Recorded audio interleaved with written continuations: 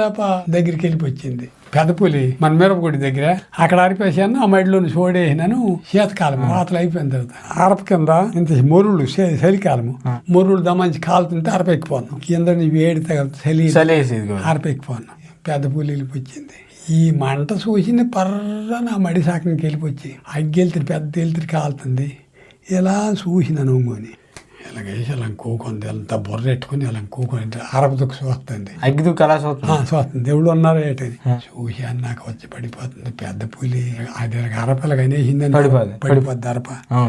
వచ్చి పోసాను, పెద్ద ఊపిరి రావడం లేదు. మరి అలా పడుకొని పోలే, ఇంకా నిద్ర వస్తుంది. అలా పల్ల పడుకొని చూస్తాను. ఇలాగ మూతి దన్ను పెట్టి ఒక్క పూట చేసింది. ఒక్కడనే ఎవడు అన్నట్లేరు, ఏరియాలో ఎవడు లేడు. 3 లఘువులకు వచ్చింది మాట దగ్గరికి. మీద ఉన్నాను, వెళ్తురు కాలుతుంది.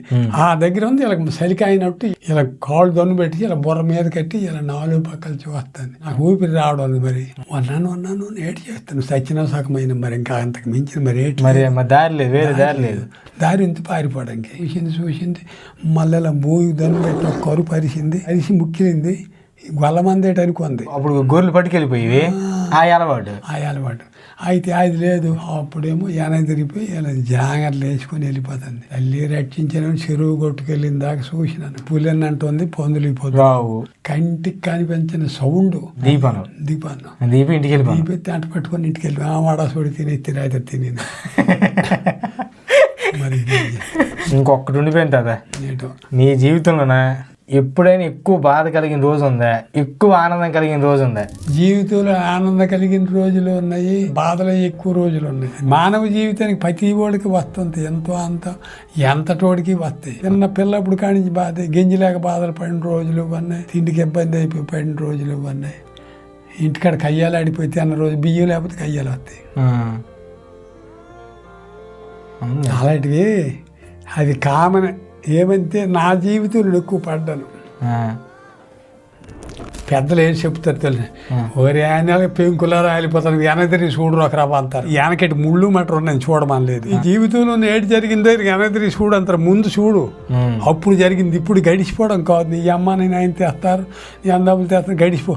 అప్పుడు నీ చిన్నతనంలో ఏటి గడిచి చూడమంటారు. ఏంటి అప్పుడు నీ పరిస్థితి ఎలాగుండే చూసుకోరా ఒకసారి. అది చూసినోడు ఇప్పుడు ఎర్రవేగాడు. ఆ పొద్దు ఆవేటి దమ్ములు జడుములు తేత. ఆ ఊరు గుడ్లల్లో ఇంచుమించు 2 ఎకరాలు ఉంది. ఉప్పులు అట్లా కొత్త పెట్టుడు కొని అంటావు. దాని బంగారం కొని ధర సేక్కుండేది ఓడి అమ్మ. మా అమ్ముని నువ్వు కొసపాలని జనుకున్నాను. అది 4 రోజులు 5 రోజులు తీసేయండు, ఎంతకాలం అంత ఇచ్చేస్తాను. మరి అవ్వడ కలపకండి. ఆ 4 బొడ్లకి ఎంత వాళ్ళు చెప్పబోయాడు. నాకు 600 ఇచ్చాను. ఏట్లేదు 450 ఇస్తాను. ఒక 100 కొట్టి 500 ఇచ్చిపోయాను. మనిషికి 5 రూపాయలు కూలి ఇవ్వని రోజులు. మీరన్నీ 500 ఇచ్చేస్తాను, తీసి కుడ్డీలు నిలబెట్టండి. 4 రోజులు 5 రోజులు మరి మీ ఇష్టమైనాను. ఏవో కొల్లి వెళ్ళిపోను. ఆ పొద్దు మురుగురు చీకట అవుతుంది. 4 బొడ్లు తీశారు. వశము 8 గంటల రాత్రికి 50 బొడ్లు 50 బొడ్లు కుడ్డీలు పెట్టాను. కుడ్డీలు పెట్టి వచ్చినాము. 3 ఇంటికాడ ఉన్నారు. బొవ్వలేదు. ఆకలి చెప్పరాంది, నీకు చెప్తాను, ఎవడు బయట పెట్టుకో.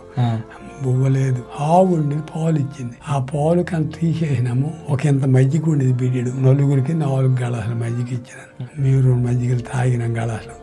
ఆ టీ తాగాను, తుమ్మను. పని చేసి జనుం పని. పిల్లలు చేపితే హై స్కూల్కి వెళ్ళొచ్చు. మేము తెల్లవారి చీకటి నెల్లోడము తిరులేళ్ళకి వచ్చినాము. టికెట్ మధ్యాహ్నం తినలేదు. ఎక్కడిది కష్టాలు అంత కొన్ని కష్టపడింది. ఏం కష్టం రా. ఈ పొద్దు ఎక్కడ దెబ్బతో వెళ్ళిపోతే కష్టం కాదు, ఒక డబ్బులు వెళ్ళిపోతే కష్టం కాదు. అది దేవుడు కాడ తెచ్చుకున్న కష్టం. అలా కష్టపడి కడుపులు బతికొని పిల్లలకు పెంచుకొని వచ్చినాం. అయితే ఇక్కడ పూర్తి అయిపోయింది. అటు చూడు అలా ఎందుకు. లైక్ చేయండి, సబ్స్క్రైబ్ చేయండి. ఏంటంటే సబ్స్క్రైబ్ చేయండి.